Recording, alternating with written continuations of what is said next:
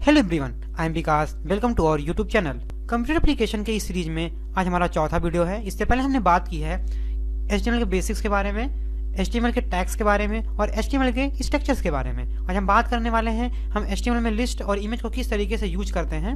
सबसे पहले समझते हैं कि लिस्ट होती क्या है। आप अपने स्कूल जाते हैं तो आपका एक टाइम टेबल होता है, उसी हिसाब से आप जो है अपना बैग लेके जाते हैं। आपने क्या किया, आपने एक पेज पर लिख लिया कि हमको मंडे को ये सब्जेक्ट लेके जाना है, हमको ट्यूसडे को ये सब्जेक्ट लेके जाना है, तो वो आपके लिए एक लिस्ट हुई। ठीक, यहाँ पर आपने क्या किया, आपने पेज एक कागज में, एक पेपर में आपने एक पेन से लिख लिया तो आपकी लिस्ट बन गई। लेकिन अगर आपको वही लिस्ट किसी भी वेबसाइट पर शो करनी हो तो आप वहाँ पे कागज और पेन से नहीं लिख सकते, वहाँ पर आप यूज करेंगे HTML का। ठीक, तो HTML होता है बहुत सारे एलिमेंट को सपोर्ट करता है एक लिस्ट को बनाने के लिए और उनको एक स्पेसिफिक ऑर्डर में शो करने के लिए। तो हाँ, तो हम लिस्ट नंबर्स की हेल्प से बनाते हैं, बुलेट्स की हेल्प से बनाते हैं, कामाज की हेल्प से बनाते हैं, सेमी कॉलन्स की हेल्प से बनाते हैं और इस तरीके से कुछ सिंबल्स की हेल्प से हम लिस्ट बनाते हैं।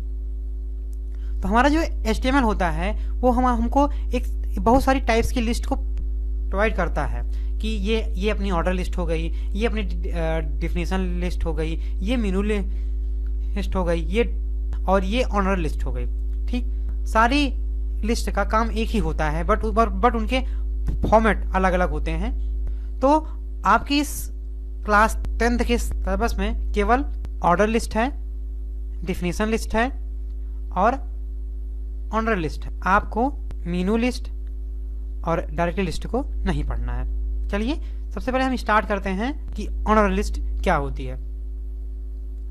जब भी आप किसी लिस्ट में बुलेट्स का यूज करते हैं,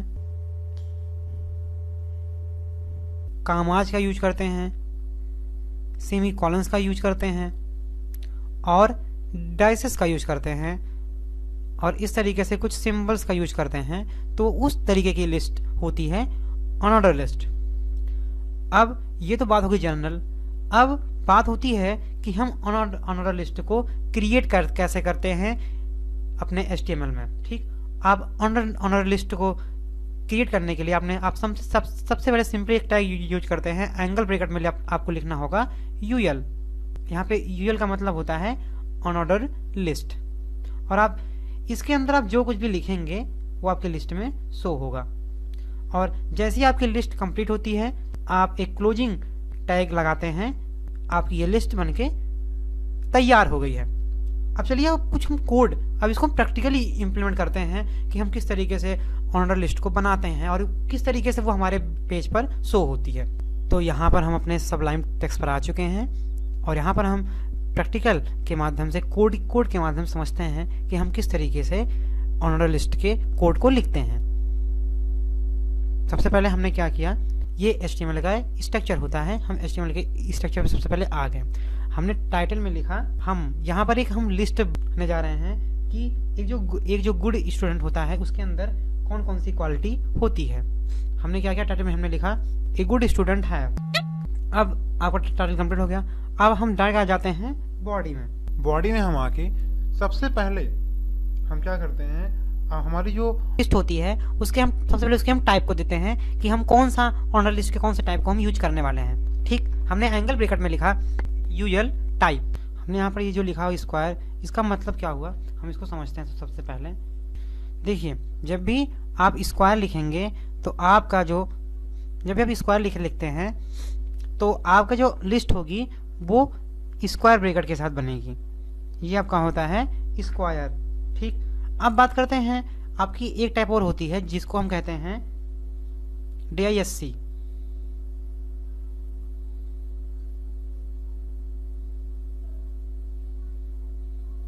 अब ये क्या होती है, ये आपकी होती है, ये कुछ इस तरीके से एक सिंबल होता है, इसको हम कहते हैं DISC।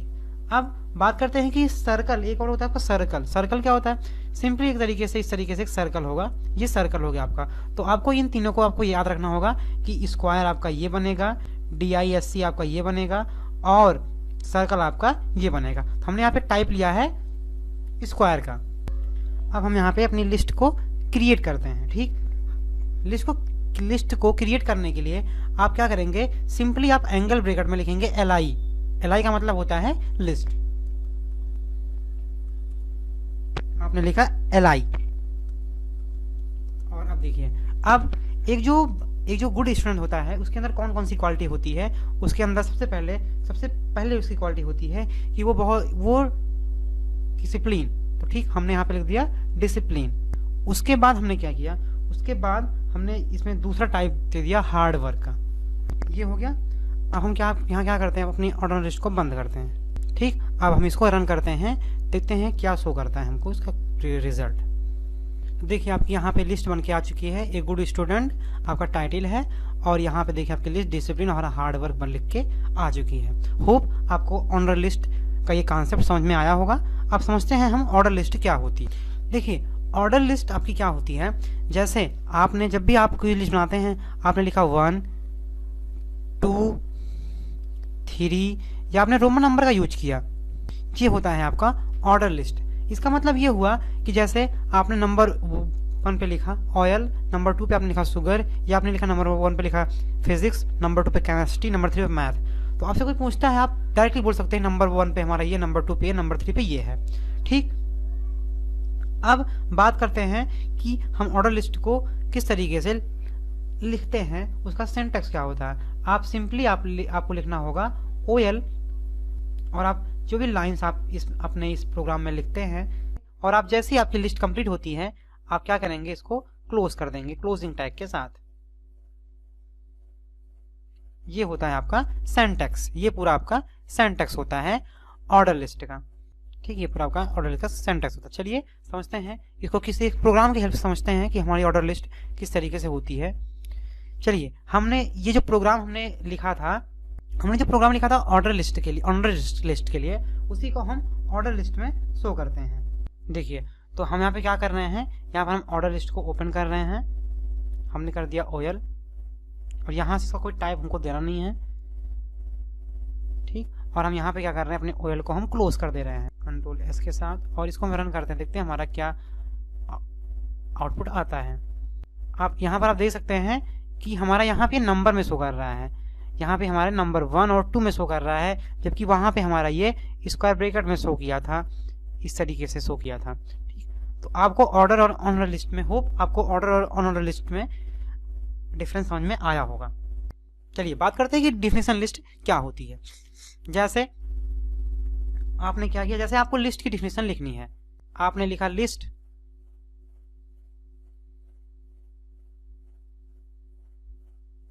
ठीक, और आपकी जो आपको लिस्ट की डिफिनेशन पता है लिस्ट के बारे में, आप वो सब यहाँ पे लिखे जा रहे हैं।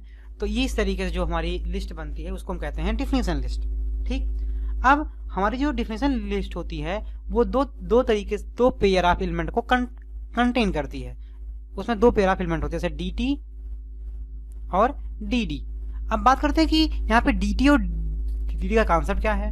हमारा जो DT होता है वो डिफाइन टर्म को कंसिस्ट करता है। जैसे हम क्या करते हैं, जैसे हमको लिस्ट, यहाँ पे लिस्ट लिखा, ठीक, ओपनिंग टैग करेंगे DT और लिस्ट, तो यहाँ पे हमारा जो लिस्ट हो गया, मतलब हम लिस्ट को डिफाइन करने वाले हैं। ठीक, और यहाँ पे हमारा जो DD है, तो आप जो कुछ भी लिस्ट के बारे में लिखेंगे वो हमेशा आप DD के अंदर लिखेंगे। इस डिफिनेशन लिस्ट को स्टार्ट करते हैं हम DL ओपनिंग टैग से, और बंद करते हैं क्लोजिंग DL टैग से। चलिए प्रोग्राम की हेल्प से समझते हैं कि हमारी डिफिनेशन लिस्ट किस तरीके से काम करती है। सबसे पहले हम अपना HTML का जो स्ट्रक्चर होता है उसको ओपन करते हैं। हमारा HTML का स्ट्रक्चर आ चुका है। ठीक, और हम टाइटल देते हैं, अपना डिफिनेशन लिस्ट हम टाइटल देते हैं। हमने डिफिनेशन लिस्ट टाइटल दे दिया। ठीक, अब बॉडी में हम आते हैं। अब देखिए, हमने आपको बताया था कि आप जब भी इस लिस्ट की शुरुआत करते हैं तो आप एंगल ब्रैकेट में DL के साथ इसकी स्टार्टिंग करते हैं। ठीक, आपने क्या किया, इसकी स्टार्टिंग आपने DL से कर दी। ठीक, अब क्या करेंगे आप, अब आपको लिखना होगा DT।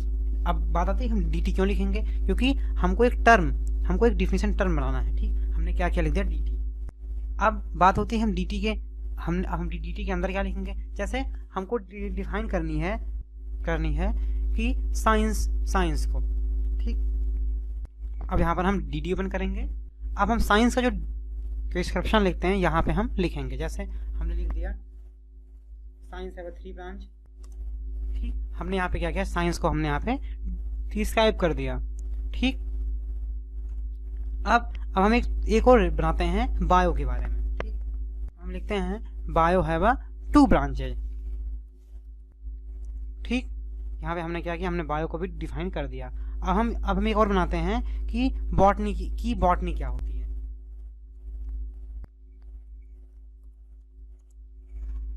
ठीक, हमने यहाँ पे क्या कर दिया। ठीक है, हमारी तरीके से लिस्ट बन गई। अब हम क्या करते हैं, डिफिनेशन लिस्ट को हम यहाँ पे क्लोज कर देते हैं। अब इसको हम सेव करते हैं और रन करते हैं, देखते हैं क्या हमारा आउटपुट आता है। आप यहाँ पे देख सकते हैं कि साइंस में हमने क्या किया, science have 3 branches, physics, chemistry and bio. Bio पे हमने लिख दिया bio have 2 branches, botany and zoology, botany the study of plants. ठीक, अब ऐसे तरीके आप इस तरीके से अपनी डिफिनेशन लिखते हैं। ओके, होप आपको यहाँ तक चीजें समझ में आई होंगी, कोई डाउट नहीं होगा। डिस्कस करने वाले हैं कि हम इमेज को किस तरीके से यूज करने वाले हैं अपने वेब ब्राउजर के द्वारा किसी भी साइट को शो करने के लिए। आपकी जो इमेज होती है वो वेब ब्राउजर के द्वारा और इंटरनेट के थ्रू बहुत सारी नेविगेशन टूल के द्वारा यूज होती है। ठीक, हमारा जब वेब ब्राउजर होता है वो बहुत सारे ग्राफिक फॉर्मेट को सपोर्ट करता है, जैसे GIF हो गया, JPG हो गया, JPGE हो गया। ठीक, इस तरीके से हम यूज करते हैं, ये हमारा यूज करता है हमारा वेब ब्राउजर। चलिए बात करते हैं कि हम किस तरीके से इमेज को वेब ब्राउजर पर ऐड करेंगे। ठीक, आप क्या करेंगे, आप IMG SRC टैग का यूज करेंगे। आपको इस तरीके से टैग का यूज करना है। ठीक, अब बात एक छोटा सा एग्जांपल के हेल्प से हम देखते हैं कि हम किस तरीके से अपने इमेज को यूज करते हैं। चलिए चलते हैं अपने सबलाइम टेक्स्ट पर, हम समझते हैं कि हम किस तरीके से इमेज को वेब ब्राउजर पर शो करते हैं, कैसे ऐड करते हैं। ठीक, आपने यहाँ पे क्या किया, हमने इमेज दिया टाइटल में, और हमने देखिए यहाँ पे एक टैग दिया IMG SRC और image.jpg।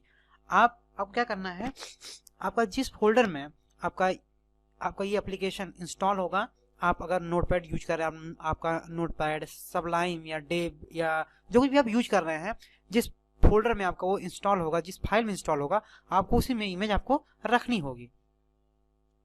और आपको क्या करना है, उस इमेज का जो नाम होगा आपको यहाँ पर लाकर ये डबल कोट के अंदर रख देना। जैसे हमने लिख दिया image.jpg। ठीक, बस हमने इतना ही किया। अब इसको हम Ctrl+S से सेव करते हैं और हम रन कर देखते हैं क्या इसका आउटपुट आता है। देखिए यहाँ पे आउटपुट इसका आ चुका है। देखिए हम रिफ्रेश कितना भी करें ये आ रहा, go up and never give stop. देखिए ये आपकी इमेज शो हो रही है। आप चलिए, होप आपको चीज समझ में आ रही होंगी। अब आता आपका अलाइनिंग एन इमेज। ठीक, ये क्या होता है, इसका मतलब ये होता है कि आपको इमेज को घुमाना है। आप कहीं लेफ्ट करेंगे, कभी राइट करेंगे, कभी टॉप करेंगे, कभी बॉटम करेंगे। ये इस तरीके से चीजों को आपको शो करना। चलिए सबसे पहले इसको हम राइट करके आपको दिखाते हैं। चलिए अब क्या करना, देखिए कुछ नहीं करना आपको, आप यहीं पर जाएंगे। ठीक, आपको यहाँ पे लिख देना है, आपको यहाँ पे लिखना अलाइन, ALIGN। एक आपने लिख दिया, आपको इक्वल टू का साइन लगाना है, आपको डबल कोटेड क्रिएट करना है। अब आप इसको सेव करेंगे। चलिए आपको हम दिखाते हैं किस तरीके से हमारी इमेज राइट में शिफ्ट हो जाएगी। देखिए यहाँ पे देखिए हमारी इमेज, देखिए आप देख रहे होंगे हमारी इमेज। देखिए हमारी इमेज किस तरीके से राइट में जाके शिफ्ट हो गई। इससे पहले हमारी इमेज लेफ्ट में थी और ये जाके राइट में शिफ्ट हो गई। होप आपको ये अलाइन की चीजें समझ में आई होंगी। आप कहीं भी आप यहाँ पे लिखते हैं राइट में शिफ्ट होगी, आप लिखते हैं लेफ्ट में शिफ्ट होगी, आप लिखते हैं अप में जाएगी, डाउन करेंगे, बॉटम करेंगे, आप जहां भी आप देंगे वो आपकी इमेज शिफ्ट होगी। हमने यहाँ पे आपकी हो गई अलाइन टू लेफ्ट हो गई। टॉप, आप टॉप करेंगे, आप उसको सेंटर में करने के लिए, आप देखिए सेंटर में लाने के लिए आपको पे ले देना होगा सेंटर, आप सेंटर में आ जाएगी। ठीक, अब आप देखिए, अब सबसे इंपॉर्टेंट यहाँ पे हमारा समझना है बॉर्डर। हम किस तरीके से अपने इमेज में बॉर्डर लगाते हैं वो हमारा यहाँ पे समझना सबसे ज्यादा इंपॉर्टेंट है। चलिए बॉर्डर लगाने के लिए हम क्या करेंगे, हम यहीं जाएंगे और यहाँ पर हम क्या करेंगे, बॉर्डर का यूज करेंगे, BORDER। हमने क्या कर दिया, बॉर्डर, सॉरी स्पेलिंग गलत हो गई है, RDER बॉर्डर। अब देखिए बॉर्डर क्या करेगा, अब क्या करेंगे, अब बॉर्डर में अब क्या करेंगे, अब यहाँ पर आप एक साइज दे देंगे। जैसे हमने लिख दिया 7, हमने दे दिया साइज। ठीक, इसको हम सेव करते हैं। देखिए किस तरीके से आपका ये बॉर्डर वर्क कर रहा है। देखिए हमने क्या किया यहाँ पे, देखिए आपकी इमेज देखिए किस तरीके से आपकी इमेज बड़ी हुई, एक बॉर्डर आपके तरीके से क्रिएट हो रहा है, आप देख सकते हैं। चलिए हम थोड़ा सा और समझाते हैं आपको। हमने बॉर्डर में कर दिया 20 कर देते हैं। चलिए अब डिफरेंस देखिएगा, देखिए डिफरेंस देखिए, देखिए इमेज देखिए किस तरीके से बड़ी हो रही है आपकी इमेज। ठीक, एक बॉर्डर किस तरीके से क्रिएट हो रहा है। चलिए अपना नेक्स्ट है। अब क्या करना, आप देखिए सबसे ज्यादा इंपॉर्टेंट आपकी एग्जाम के लिए सबसे ज्यादा इंपॉर्टेंट ये है, होने वाला है ये चीज आपकी सबसे ज्यादा इंपॉर्टेंट है।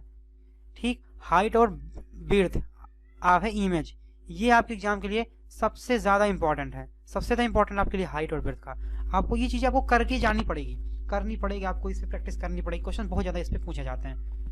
देखिए आपने जहां पे बॉर्डर दिया था यहीं पे आप क्या करेंगे, आप लिख देंगे हाइट। देखिए आपका ये हो गया आपका हाइट। अब क्या करेंगे इसको आप, चलिए यहाँ पे हम क्या करते हैं, हाइट को हम कर देते हैं 150 करते हैं। हमने क्या किया, इसकी हाइट कर दिया हमने 150 पिक्सल। ठीक, कंट्रोल एस से हम सेव करते हैं।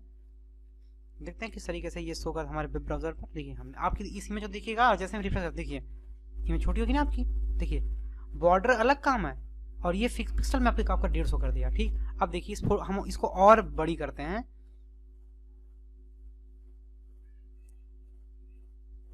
हमने यहाँ पे दे दिया आपका 1000, हम देते हैं, देखते क्या आता है। कंट्रोल से सेव करते हैं। देखिए आपकी फोटो कितनी बड़ी होगी, आप देख नहीं पा रहे हैं, अब ये जा रही है। ठीक, चलिए आपको हाइट का कॉन्सेप्ट समझ में आया। अब चलिए अब हम कि आप यहाँ पे एक और चीज कर सकते हैं। आप यहाँ पर आप क्या कर सकते हैं, आप एक बर्थ आप इसको यहाँ पे आप परसेंटेज में भी शो कर सकते हैं। जैसे आपने लिख दिया हाइट इक्वल टू 50%, आपने कर दिया 50% आपने कर दिया। ठीक, इसको आपने सेव किया। उसके बाद आप क्या करेंगे, देखिए 50% हो गया आपकी इमेज। चलिए इसको हम 80% करते हैं, आपको दिखाते हैं फिर क्या होता है। चलिए हम इसको 80% करते हैं।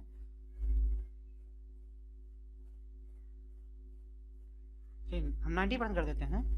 ठीक, हमने इसको सेव किया और अब चलते हैं, इसको हम आपको दिखाते हैं 90% पे किस तरीके से हमारी इमेज होगी। ठीक है 90% आपका 90% हो गया। हाइट तो 90% हो रही है, लेकिन बिर्थ इसमें हमको इसमें बिर्थ का यूज भी करना पड़ेगा।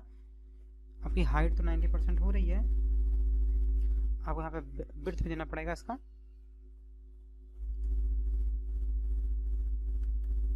हमने यहाँ पे बिर्थ दे दिया, बिर्थ दिया 60%।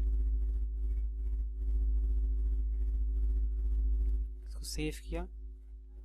अब देखिए रिफ्रेश करते, देखिए आप देखिएगा, देखिए ना आपकी होगी ना बिर्थ, आपकी ये हाइट 90% है और बिर्थ आपकी 60% है।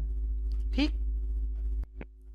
अब देखिए ये भी आपके लिए बहुत इंपॉर्टेंट है। आप क्या करेंगे, हम एक स्पेस आपके लेफ्ट और राइट इमेज में हम एक स्पेस करेंगे, हम एक स्पेस लगाएंगे आपके राइट और लेफ्ट में। देखिए आपका ये टॉप और बॉटम भी आप इस यहीं से समझिएगा और लेफ्ट और राइट को भी समझिए किस तरीके से हम स्पेस अप्लाई करते हैं दो इमेज के बीच में।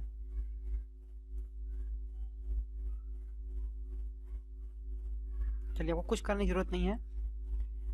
देखिए यहाँ पे हम क्या करेंगे, हमको यहाँ ये सब चीज़ नहीं चाहिए। जी आपने क्या किया, सबसे पहले आपने दिया राइट का। ठीक, अब देखिए अब यहाँ पे आपको एक टैग यूज करना होगा एच स्पेस के नाम से। एच स्पेस के नाम से आपने लिखा एच स्पेस, देखिए आ गया ना। अब आपने एच स्पेस में आप यहाँ पे दे दिया आपने 20 का स्पेस दे दिया।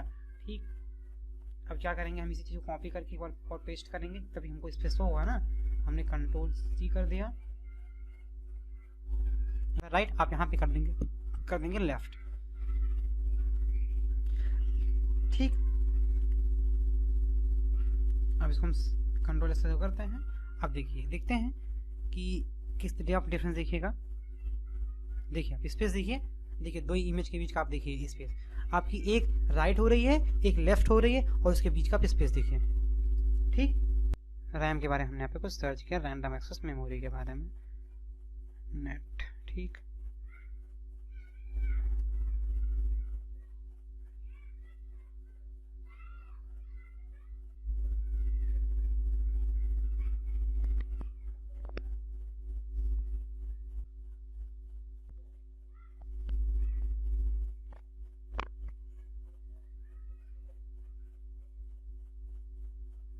देखिए आपका ये भी आ रहा है और ये भी आ रहा है। ठीक देखिए आपका टेक्स्ट और इमेज आपकी साथ में आ रही है। ठीक, आपको समझ में आया होगा कि किस तरीके से हम इसको यूज करते हैं। होप आपको ये सारी चीजें अच्छे से समझ में आई होंगी। इस वीडियो में बस इतना ही, मिलते हैं नेक्स्ट वीडियो में। तब तक के लिए have a good day, keep exploring, keep learning, have a good day.